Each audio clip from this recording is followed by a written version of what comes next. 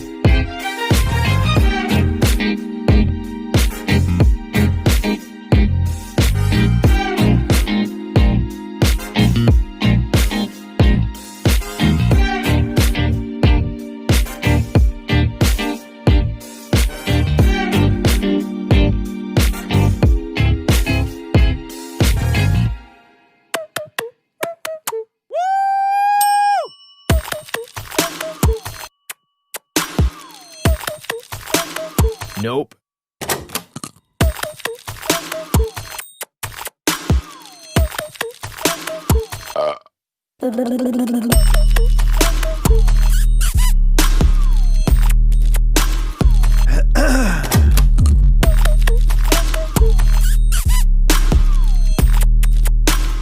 Wow.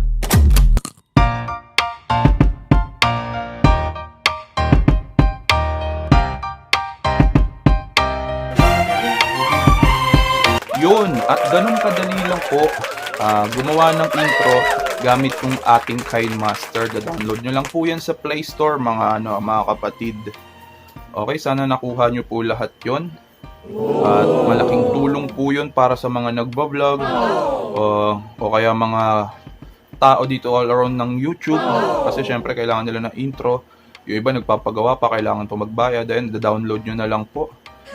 Siyempre, onting butingting, onting ano lang po yan, onting, alam nyo na, onting pagkakalikot lang po yan.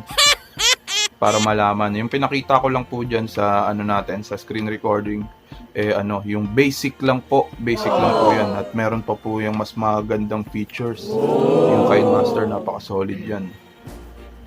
Okay, para sa mga hindi pa po nakasubscribe dito sa channel natin, please click the subscribe button dito sa ilalim at please subscribe mga kaibigan.